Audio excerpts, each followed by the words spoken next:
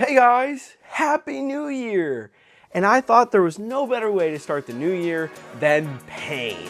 That's right, I'm doing my top 10 worst movies of the year for the new year.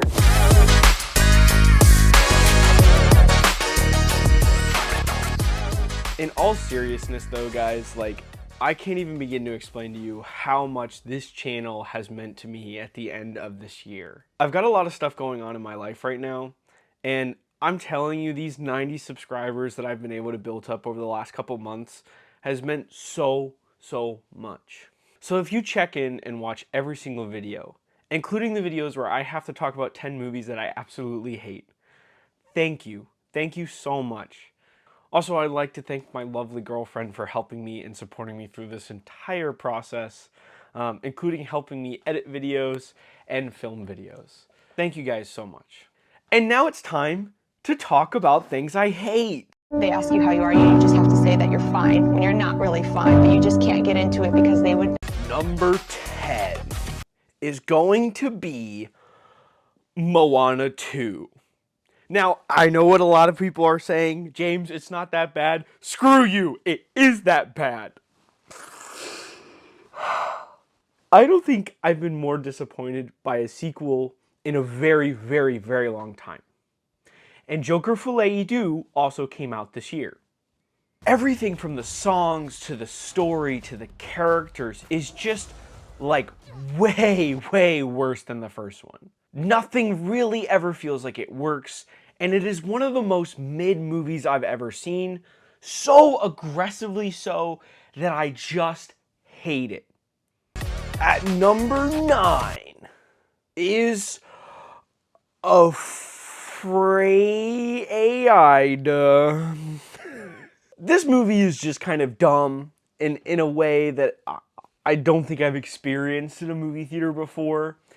It both simultaneously felt like it was something that I've seen before, but also something so dumb and weird that I've never seen it before. Oh, I'm so scared. This movie was one of those things that I kind of forgot about, and then I looked back and I was like, yeah, no, that deserves to be here. Number 8. This is the first movie on my list that I don't have a review for, so this might be a little lengthier of a segment. Number 8 is In a Violent Nature. Now, I know this was a pop hit with the indie fan, but I did not have that experience. One day I was passing through the movie theater and there was these two kids who had just gotten out of a movie and they were all sort of elating about how weird the movie was. So I asked them what movie it was and they said it was In a Violent Nature. And they said it was actually surprising and they really quite enjoyed it. They explained to me that it's basically a slasher film, but from the killer's perspective. Make them suffer. Oh, I will. Don't worry, Mama. Hello? I was like, that sounds really interesting. I like weird movies. Let me go see it. I didn't know the killer's perspective was so boring. Generally, when there's not these awesome gory kills that the movie fabricates together, it's just a dude walking in the woods for an hour. That is not a joke. That is not an overestimation. That movie is an hour of following a single dude as he walks through the woods. Nothing happens. There's no story. There's no characters. Just a dude in the woods. I don't know. I think for some people that worked, creating some kind of creepy vibe, but I'm not normally one for vibe movies anyways, and I just hated this thing and wanted to leave almost the whole time. But the yoga kill was crazy. That's insane. That's probably one of the craziest things I've seen this year on screen. Number 7 is Venom. It's not the worst, but it's also not the best. And I think the thing is it's a lot like Moana 2 for me. I am more frustrated by a movie that knows what it wants to be and is holding itself back or not able to quite achieve the level it's trying to reach. Is trying so hard to be a so bad it's good movie. But it takes itself so seriously that it never gets to either point of where it's a so bad it's good movie or a serious melodrama about this romantic relationship between Venom and Eddie. And it's really disappointing that the Venom franchise kind of goes out on a whimper, because I like that first movie, and this one just really missed the mark for me. Number 6. Borderlands. Yeah, this one's not good. I'll admit that the production design is actually quite impressive, but everything else about the film just feels so painfully formulaic. None of the characters capture that fun feeling from the game. None of it ever really feels like a gunslinging adventure. And generally, this is a movie that I just don't think I'm ever going to remember no matter how many times I see it. And also, Claptrap annoyed the hell out of me the whole movie. I can't go if you're looking at me! Number 5. Ghostbusters. Not Afterlife, Frozen Empire. I had to double check. I think they're doing some fun things with integrating the old cast members with the new cast members. We're gonna need all the help we can get. Let's get to work. It's all dark and horny at 12 o'clock. And I like the idea of the ice powers and whatever, but it feels so phoned in and formulaic. The villain and everything the movie is sort of building up to really only lasts 15 minutes at the end of the movie. So it kind of just feels like a movie where people are just sitting around in a room talking. But when you have bad dialogue, that doesn't even work. Let alone the fact it's a Ghostbusters movie, and I want to see them bust ghosts? I hated this movie. It made me completely write off the new Ghostbusters franchise. And I think it did that for everyone else too. Number 4. The Crow. I'm a bird. This might just be the worst edited movie I have ever seen in my life. I was watching this movie like twitching at some of the cuts. I was sitting there like, why would you just like leave frames there, bud? Every conversation in the movie happens exactly like this. Did you kill him?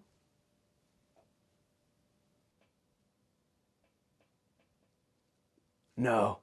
Besides the very cringy Hot Topic aesthetic and a love story that doesn't work at all, this movie just absolutely tanked to me. But I will say, the Opera House scene was actually kind of fun.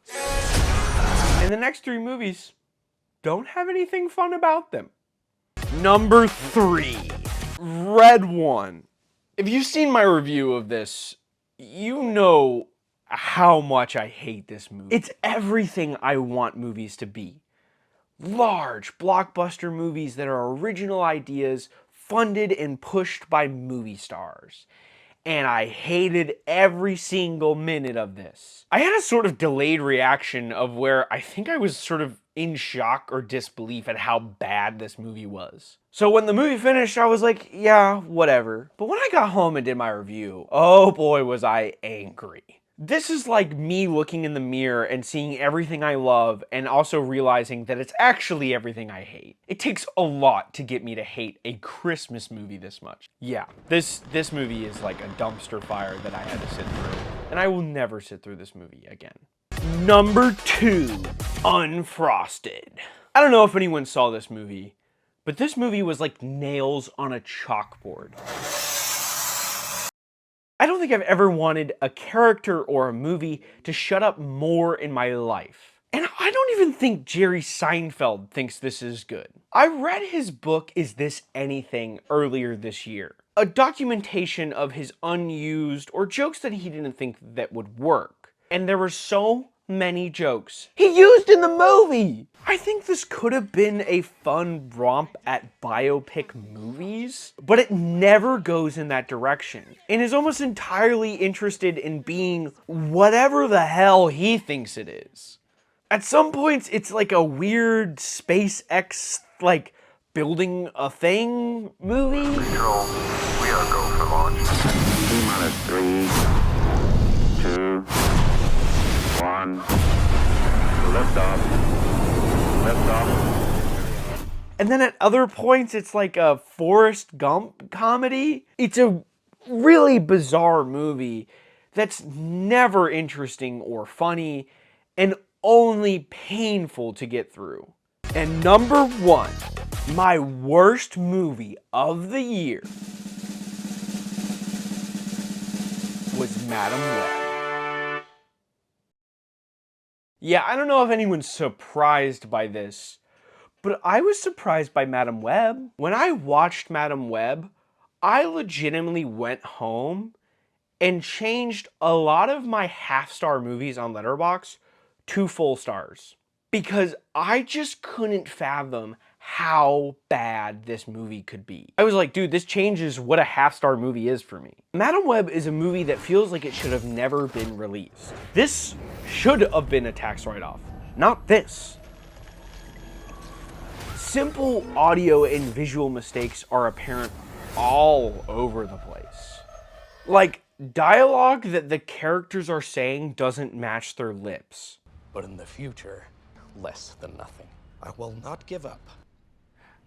What the f does that mean, Kobe Bryant? You're welcome.